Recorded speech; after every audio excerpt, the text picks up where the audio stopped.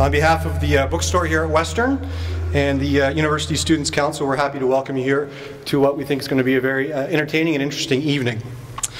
My name is Keith Marnock. I'm the Director of Media and Community Relations here at Western, and we're happy that you're here, and it's certainly my pleasure to be moderating this evening's event. The fact that David Suzuki, one of Canada's most well-known environmentalists, and Jeff Rubin, a prominent Canadian economist, would get together for a speaking tour might sound a little unusual. And that might be what is drawing you here tonight. But in fact, the real hook is that they're a much better match than you might think. After these two gentlemen met earlier this year, they realized that they share a belief that a sustainable future can only be found at the intersection of ecology and economics, and thus was born the Eco Tour. Tonight we will talk about how we got to where we are today as a society, where we are headed on our current course, and whether or not we in fact have a chance of achieving a sustainable future. So to our guests. Jeff Rubin is the author of The End of Growth, a #1 national bestseller. He is also author of Why Your World is About to Get a Whole Lot Smaller, also a #1 national bestseller, which was also named Canadian Business Book of the Year. Jeff was the chief economist and chief strategist at CIBC World Markets, where he worked for some 20 years. Beyond his book ventures, you can find Jeff's blog online at both the Globe and Mail and Huffington Post. His work has earned particular note when he was one of the first economists to accurately predict soaring oil prices back in the year 2000. After this evening, you will understand why he is considered one of the world's most sought-after energy experts. Please welcome Mr. Jeff Rubin.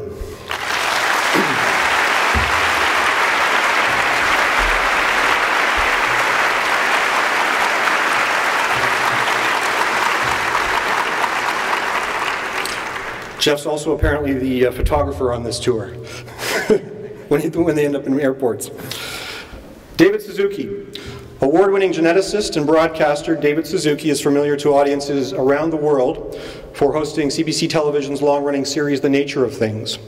From 1963 to 2001, he was on the faculty at the University of British Columbia, and he's currently Professor Emeritus. He has authored over 40 books, including his recent work, Everything Under the Sun and The Sacred Balance, and is widely recognized as a world leader in sustainable ecology. Dr. Suzuki has received numerous awards for his work, including a UNESCO Prize for Science, a United Nations Environment Program Medal, and he is a Companion of the Order of Canada. He has 28 honorary doctorates from universities in the United States, Canada, and Australia. For his support of Canada's First Nations people, he has been honored with 6 names and formal adoption by 2 tribes. Ladies and gentlemen, Mr. David Suzuki.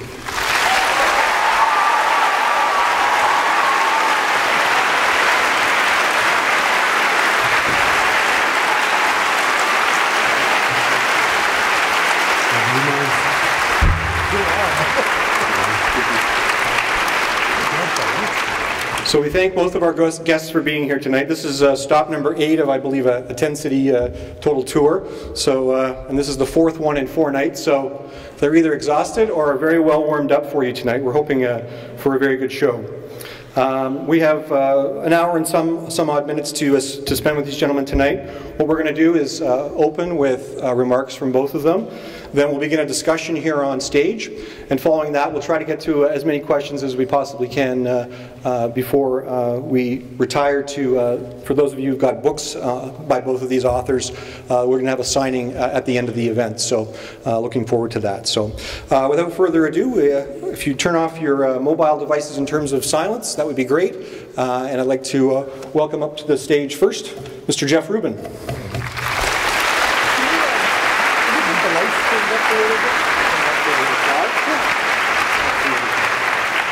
Thank you very much. Thank you very much. You know, back in 1973, after the first OPEC oil shock, President Nixon Is it possible to get the lights up a little bit? It's kind of disconcerting. You're talking, but you can't see anybody. Are you there? Okay, thanks. That's better. Back in 1970, yeah, now I can see you. And there are a lot of you out there. Back in 1973, when we had the first OPEC oil shock, President Nixon passed the Emergency Energy Conservation Act, where he lowered the speed limit on interstate highways to about 55 miles an hour. And that was a conservation measure that was more or less mimicked and emulated around the developed world. But when you change the price of oil as dramatically as we've seen over the last decade, a five-fold increase from $20 a barrel to triple-digit range, you just don't change the speed at which you drive your car. You change the speed at which your economy can grow. If we know anything, looking in hindsight at the performance of the global economy over the last 40 years, we know this. Feed it cheap fuel and it runs like a charm, but ration it expensive crude and the engine of growth literally seizes up overnight. Every major global recession in the last 40 years has had oil's fingerprints over it. And it's had oil's fingerprints over it because while we have made great efforts to wean ourselves off this fuel, and to some extent we've been successful, we haven't been able to cut the critical linkage of oil and what drives our economy. Back in the 1970s, growing up in Toronto, my parents' furnace was oil-powered, as was the case with most furnaces in North America. After the OPEC oil shocks, we of course replaced oil with much cheaper natural gas as a home heating source. And outside of the Middle East, where oil is massively subsidized, no one really burns oil to generate electric power anymore. Again, we've successfully substituted much cheaper natural gas. And we can certainly substitute natural gas for oil when it comes as a feedstock for making petrochemicals. And we have, particularly in North America. But what we haven't been able to do is substitute natural gas, or for that matter, any other fuel, for oil in the one aspect of oil's usage where all the global demand is for, and that is oil as a transit fuel. No matter how you move goods around the world, whether you move them by plane, whether you move them by boat, whether you move them by rail or by truck, you're burning one fuel and one fuel only, and that's oil. And that's because of the tremendous amount of energy density that it packs, about 4 times as much as natural gas. About 3 years ago, when I left Bay Street to write my first book, Why Your World Was About to Get a Whole Lot Smaller, what I was arguing is that in a world of triple-digit oil prices, all of a sudden, distance costs money. Transport costs are no longer incidental, but paramount, and challenge the very notion of a global economy where we can produce something at one end of the world, ostensibly to take advantage of cheap labor, and sell it at the other end. But apart from bringing back the relocalization of economies, oil does something much more dramatically, and that is, it's a collar on economic growth. Every global recession we've had in the last four decades has had oil's fingerprints all over it. The first OPEC oil shock, 1973, produced the deepest recession at that time in the entire post-war period. A scant 6 years later, following the Iranian Revolution, or the second OPEC oil shock, we had not one, but 2 recessions, the now infamous double dip. And then in 1990-91, when Saddam Hussein invaded Kuwait and left half of its oil fields ablaze, and oil spiked to the then unheard of price of $40 a barrel, once again, the major oil-consuming economies of the world, including North America, Western Europe, and Japan, rolled into recession. And of course, last but by no means least, the most recent recession, from which we have only barely emerged, followed on the heels of $147 a barrel oil. Now, of course, most economists and financial market pundits would tell you that the last recession was not an energy shock at all, that it was a financial market crisis whose roots lie in the now failed U.S. subprime mortgage market. No one, of course, has to tell me how devastating the subprime mortgage market was on financial institutions. Why the hell do you think I'm an author now?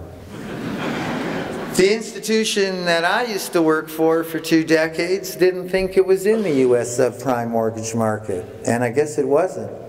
But it nevertheless wrote down some $7 billion of these toxic financial securities called collateralized debt obligations, or CDOs, that were chock full of delinquent subprime mortgages. If you're wondering why risk-averse Canadian banks, and not just Canadian banks, but banks all around the world held these securities and thus globalized the subprime mortgage crisis, you got to remember that they came with some pretty fancy wrapping paper, AAA wrapping paper. AAA credit rating is the highest rating that a credit rating agency like Standard & Poor's or Moody's or Fitch can assign to a security. It would imply that the risk of default would be no greater than the risk of a government of Canada defaulting on its bonds. But what my former employer, and indeed financial institutions all around the world, lost sight of is just how rating agencies get paid. Rating agencies don't get paid by investors who follow their advice.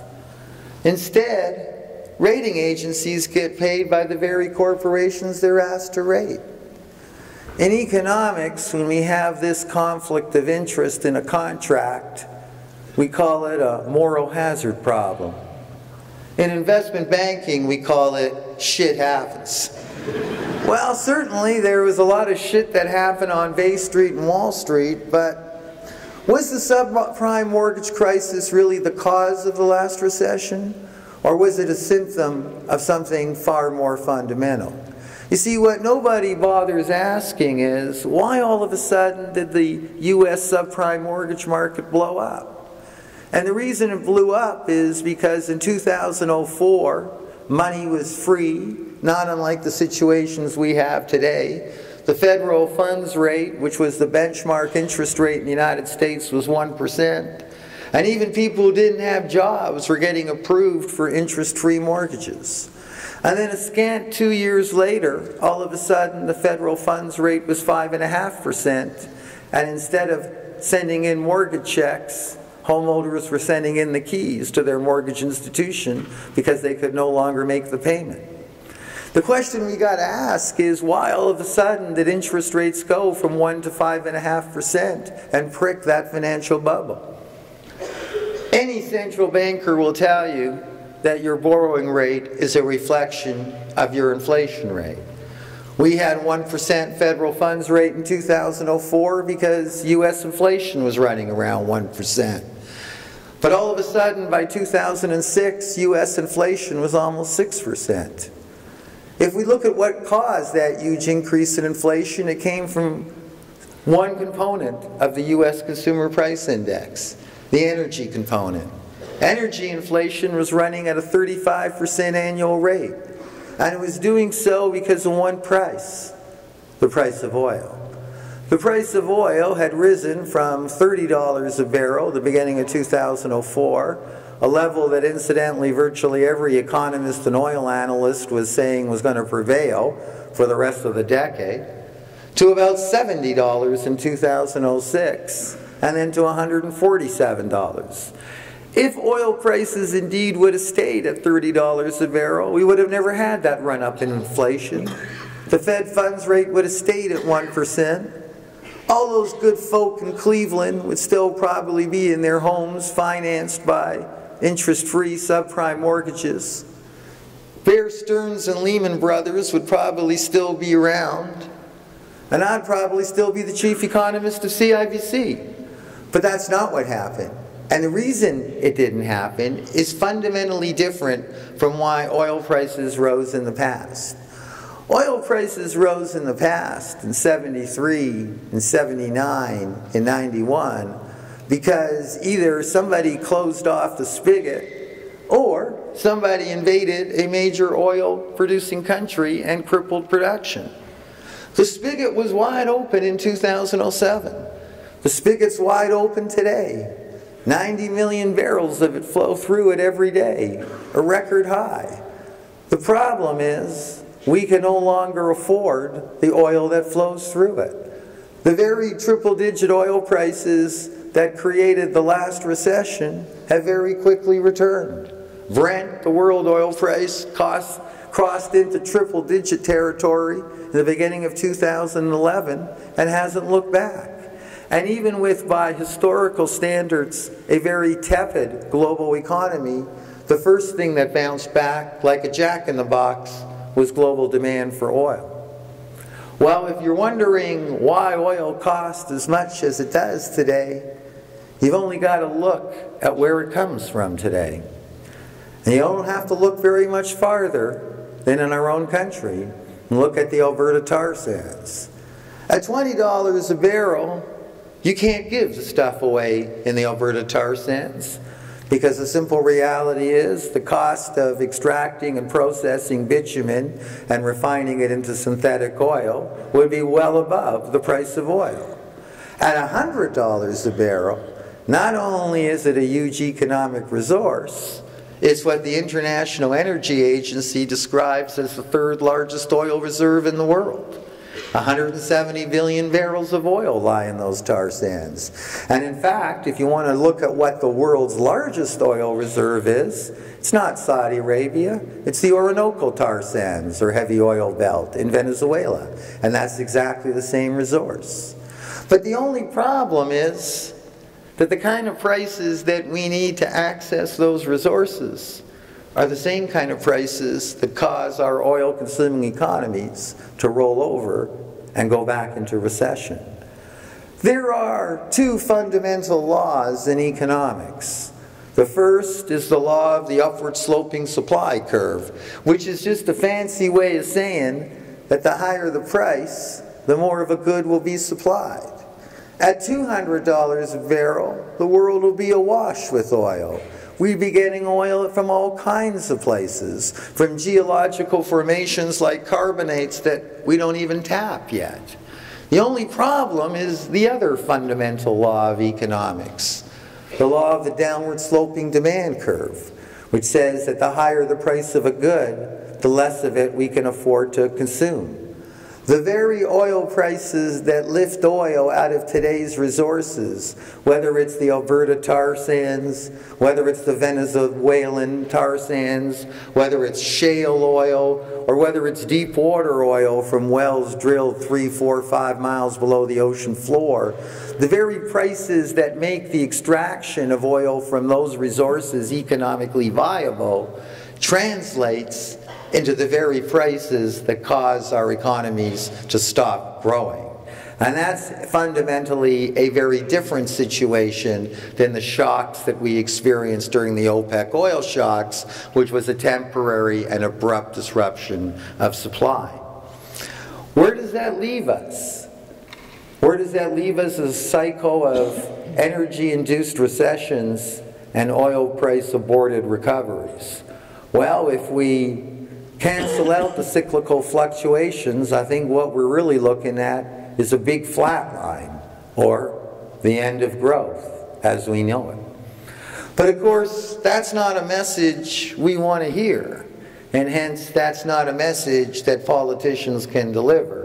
You're certainly not going to hear Mitt Romney or Obama talk about that. You're going to hear Romney babble on about how America can be energy self-sufficient in 5 years. It's not about self-sufficiency. It's about the price of oil. Sure, America can be self-sufficient in 5 years if oil's $200 a barrel and we can triple production out of the Bakkens and out of shale oil.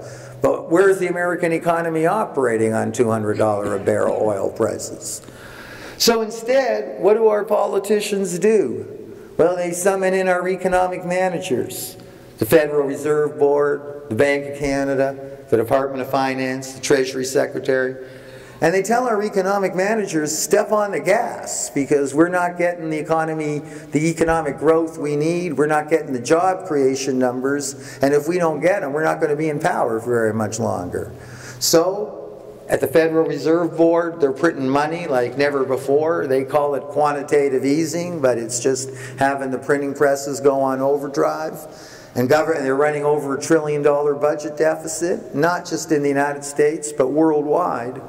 But we look around and we're seeing that neither huge budget deficits or free money is a substitute for cheap oil. That while we might get temporary jolts to our economy from these measures, in the end, they're just going to make it that much more difficult to grow. And if you doubt that, just look at what's happening in places like Greece and Spain. Yesterday's bailout is today's cutback. Those budget deficits have to be repaid. And when America falls off the fiscal cliff and has to start repaying its $1 trillion budget deficit, it will quickly realize that that's not a substitute for $20 oil. And as far as low interest rates and free money is concerned, just listen to what your own Governor of the Bank of Canada, Mark Carney, tells you when he keeps interest rates near zero and then lectures you not to borrow. What the hell is the whole idea of having low interest rates if not to get you to borrow? Now, of course, he's right in saying that you're carrying way too much debt. But having zero interest rates is only going to encourage you to acquire more debt. The problem, of course, is that it's not the cost of credit that's holding back the economy, nor is it a lack of government spending that's holding back the economy. What's holding back the economy is triple-digit oil prices. And that's not something that can be remedied. Well, by most metrics, the end of growth is an apocalypse, at least from the perspective of my profession. All the metrics of our well-being in economics, be they consumption per capita, GDP per capita, income per capita, all of these measures are intrinsically tied to growth. If triple-digit oil prices indeed have collared growth, it will make us all the more poorer. But perhaps there are other metrics to consider when we see record droughts that have pushed food prices up over 200% over the last decade. At the same time, looking at other places in the globe where they're all of a sudden once-in-a-century storms become every-year events.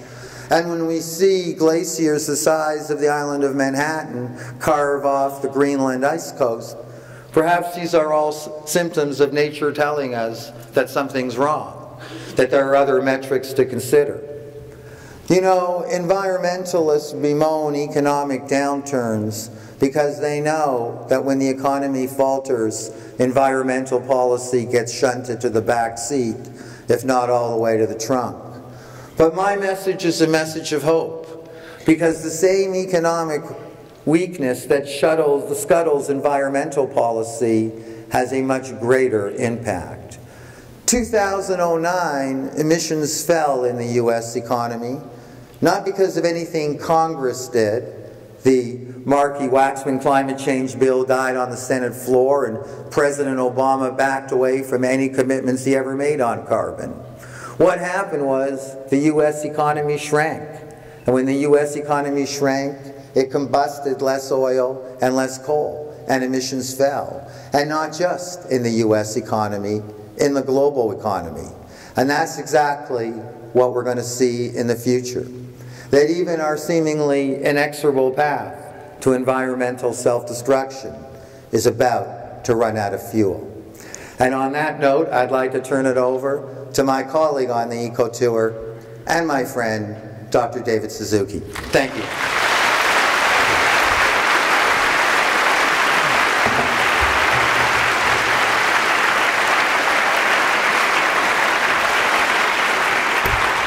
Thank you, thank you. Jeff is a younger and more vigorous man than me. I can still not see you out there. Please, Is there any more light you can put on? There are such powerful lights coming in. Ah, phew. Okay, oh wow, it's a big audience. Gee, maybe I should turn them down. It's getting kind of scary, actually. No. Thank you very much for your welcome here. Oh, no, I was kidding, come on. I'm always delighted to share the stage with Jeff, who is a real economist. And, you know, ever since the Club of Rome published the book Limits to Growth, environmentalists, including me, have been running around saying economies simply cannot grow forever. But of course, when environmentalists say this, we can be dismissed. What do you know about economics, for God's sake? You're a biologist or you're an environmentalist. And it's true, I've never taken a course in economics, I just use common sense. But when an economist says that growth is ending, then I'm happy to cozy up to him and let him tell you, because then people listen. You see, I speak to a lot of politicians and business people who tell me that I'm too radical. I'm asking for too much, that I have to be realistic. The economy is the bottom line, is what I'm told. And they seem to have forgotten the fact that the very word economics comes from the same word as ecology. Ecos is the Greek word meaning household or domain. Our household or our domain as a species is the biosphere, the zone of air, water, and land where all life exists. And as Carl Sagan told us many years ago, if we were to reduce the Earth to the size of a basketball, that basketball's surface would be smoother than the surface of a billiard ball. And the biosphere, the zone of air, water, and land, where all living things exist, would be thinner than a layer of saran wrap. And that's it. That's where all 10 to 30 million species live. It's fixed, it can't grow. Nothing within a limited, finite area can aspire to grow forever unless you're a cancer cell, and the end result, as you all know, will be death. What ecologists try to do as they study our domain, our household, is to determine what are the conditions, the principles, the laws that enable a species, any species, including us, to survive and flourish. Now, not a bad bit of information. You would have thought that any business person or politician before embarking on a big program would say, wait a minute now, what was it those ecologists told us? What are those conditions and principles? Because we don't want to do anything that will violate or interfere with those conditions or principles. After all, that's what enables us to survive and flourish. But when we say, we can't afford to stop clear-cut logging, we can't afford to stop dragging heavy weights and destroying the ocean bottom, we can't afford to reduce our greenhouse gas emissions because it will destroy the economy, then we elevate the very economy above the things that keep us alive, above ecology, above the air, water, and soil on which we are sustained. We listen to what the presidential debates are all about. You'd think that would be the one time for our so-called leaders or prospective leaders to flesh out what they see as our place in the world and what they see as the path to a truly sustainable future.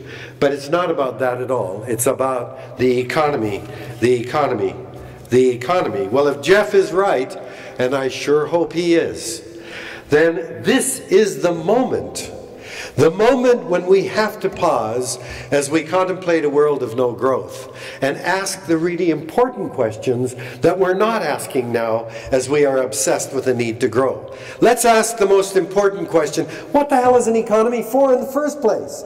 We act as if the economy is a be-all and end-all, the reason why governments exist is to serve this economy.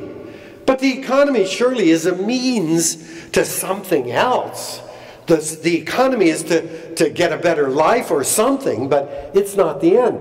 We've reached a very weird point. You know, a few hundred years ago, people actually believed there were dragons and demons. I mean, they really believed it. They would throw gold and jewels because they wanted to placate those demons or those dragons.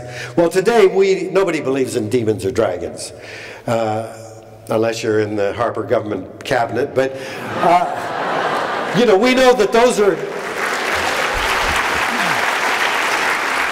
figments of our imagination. Nobody would say pour money to keep the dragons off our back. But what do? We substitute something else, the economy. And boy, we take the economy every bit as seriously as we once took dragons. Look at what Mr. Bush and Mr. Obama did in 2008. They poured hundreds of billions of dollars into that economy, trying to resurrect it and get it back going again. Wait a minute now, if something's wrong, we can fix it. We created that thing. It's not a force of nature. And yet if you listen to these guys, you know, Mitt Romney was quoted the other day as saying, if Mr. Obama is re-elected, the market is going to be very unhappy. You think, is the market a thing sitting there going, you better elect the right guy or I'm going to be really pissed off? But we reify these things, but they're human constructs. We've got to ask the right question, and I believe we have to ask the questions. What is an economy for? How much is enough? Are there no limits to the economy? Are you happier with all the stuff that we're getting from that economy? You see, I believe that we're at a catastrophic moment, ready to plunge over the precipice. And at this moment in our catastrophic position in our relationship with the biosphere, it's an opportunity to step back and really look at some of our deepest held assumptions and beliefs. We have changed in our relationship with the planet. You see, we have exploded into a new kind of force on Earth. I was born in 1936 when there were 2 billion people on Earth. Can you imagine that within the span of a single human life, the population of the planet has more than tripled? And every one of the 7 billion people on Earth has to breathe air, drink water, eat food, clothe, and shelter themselves. In other words, because we have such a huge population, we have a very heavy ecological footprint. It takes a lot of air, water, and land just to keep us alive. But of course, we're much more than rabbits or rats or mice. We have a huge amount of technology used on our behalf. I mean, looking out here, I see people dressed in cotton and wool clothing. I am absolutely sure there isn't a single person in this room who grows a flock of sheep or a field of cotton in your backyard. This is delivered to us by technology. And you look at everything in the room, from the high-tech stuff to the lights to the metal railings, everything in this room comes from the earth. And that technology amplifies our ecological footprint above anything any other species has had. But it doesn't end there. Ever since the end of World War II, we've been afflicted with an incredible appetite for stuff. We love to go shopping. People seem to be happiest when they're shopping. And everything that we consume comes out of the earth. And when we're finished with it, we'll throw it back into the earth. And our jobs today are seen not to be a part of civil society. Our jobs are not to be parents or professionals. Our job is to be consumers, because we have to consume if we're to keep this economy growing. And that all amplifies, again, our ecological footprint. And we now have a global economy that exploits the entire planet as a source of raw materials, that uses the entire planet to dump our wastes and toxic chemicals. And when you add that all up, our numbers, our technology, our consumption, and our global economy, we have become a new kind of force on the planet. Our species is collectively altering the physical, chemical, and biological properties of the planet on a geological scale. That's why the Nobel Prize winner Paul Crutzen has said this should be called the Anthropocene epoch, the era when humans have become a geological force. And because we've become so powerful, we are undermining the very life support systems of the planet. But now, when we are at this critical point, we are unable to see the world as it really is. Our focus on where our place on Earth has changed very suddenly. You see, for 95% of our existence, we were a local tribal animal. We were nomadic hunter-gatherers. And when you're following food and plants and animals through the seasons, you know very well that we depend on nature. Indeed, we know we're a part of nature and utterly dependent on it for our survival and well-being. In the last 5% of human existence, in the last 10,000 years, the agricultural revolution transformed the way we live. But farmers understand very clearly that weather, climate, the seasons affect our ability to do well or to do badly from year to year. Farmers know the amount of snow in the winter is related to the amount of moisture in the soil in the summer. Farmers know some insects are pests, but insects are vital to pollinate flowering plants. Farmers understand that certain plant and tree species take nitrogen from the air and fix it as fertilizer in the soil. Farmers know that we are dependent on the natural world. And in 1900, there were the vast bulk of people around the world, including Canada, lived in rural village communities because the majority of people around the world were involved in some aspect of farming. But we've suddenly changed. Suddenly, in 100 years, we've moved from a farming animal into a big city dweller, so that over half of all humanity today lives in large cities, and in Canada, over 85% of us live in big cities. And in a big city, it's easy to think, oh, well, we're not like other creatures. You know, we're so smart, we create our own habitat. And as long as we have a few parks out there where we can go camping and playing, who needs nature? In a city, our highest priority is our jobs, because we need a job in order to make the money to buy the things that we want. And so in a city, our focus shifts to where the economy becomes our highest priority. So we have to realize that that is not really the world that keeps us alive and well. And that's a big challenge now, since we are such an urban creature. We have to realize that our world is shaped by laws of nature. Those laws not only shape, but constrain, set limits on the kinds of activities humans can have. In physics, we know that we can't build a machine that will travel faster than the speed of light.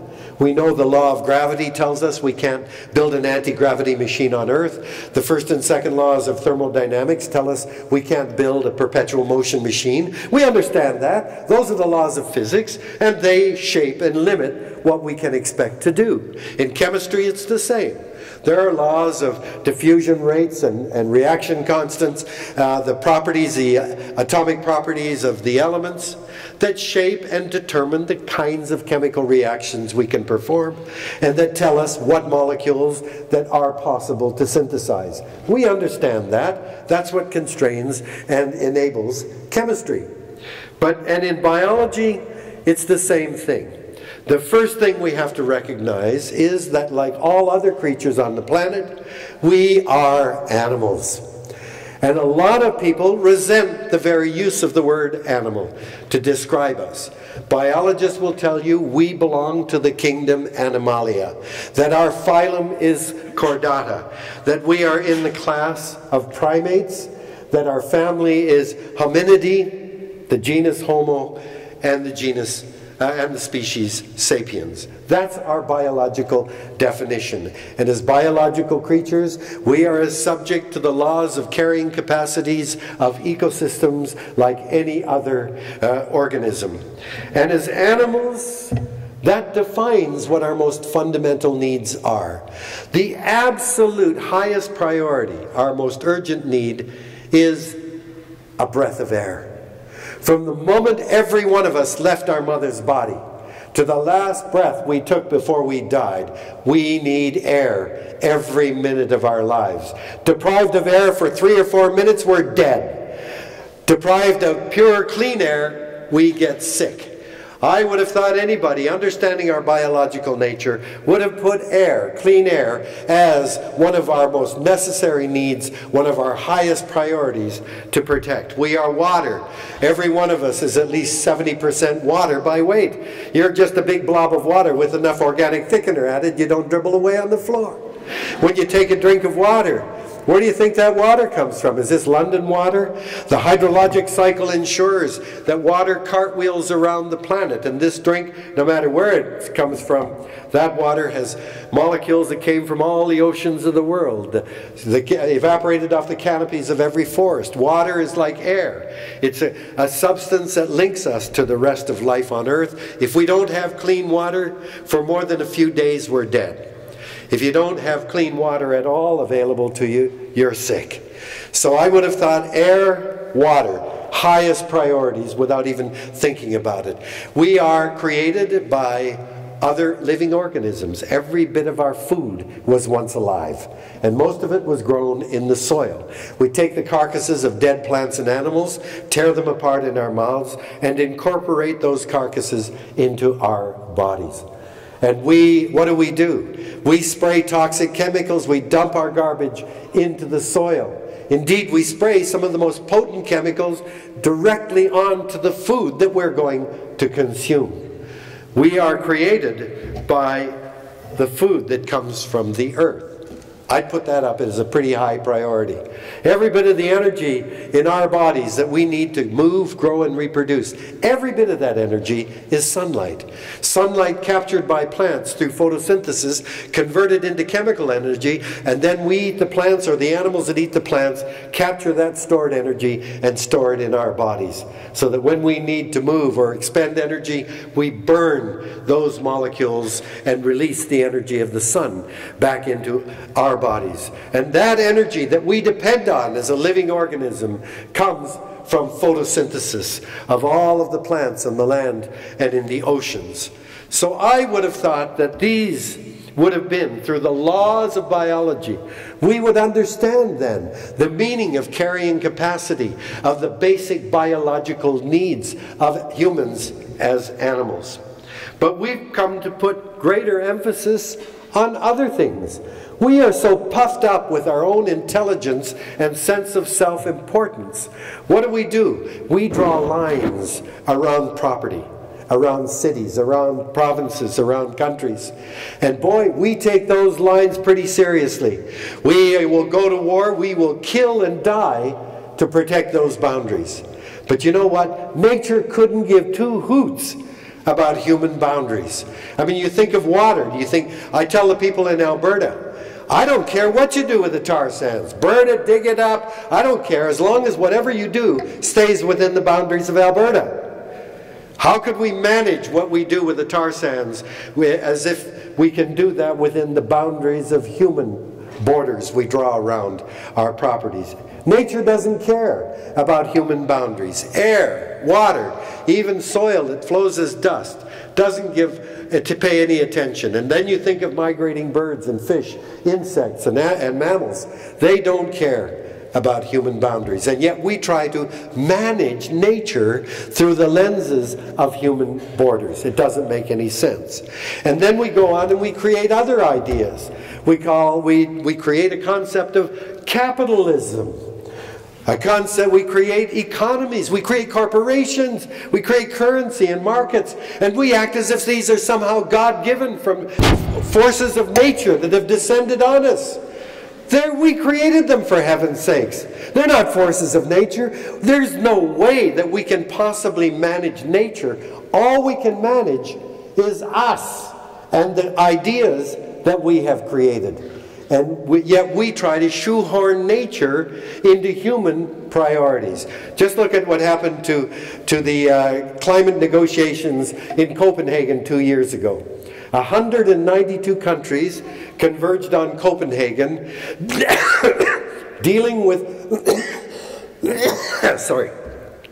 dealing with the atmosphere that belongs to no one, through the lenses of 192 national borders and 192 different economic priorities or agendas. So we try to squeeze the atmosphere to suit all of these diverse agendas, which are human-created and totally meaningless to the atmosphere itself. They will never work. This kind of approach can never work so long as we elevate nature or human creations above the very laws of nature. So the challenge is to take the perspective and recognize the boundaries imposed by the natural world, not economics. And the best way to start is let's put the eco back into economics. Thank you.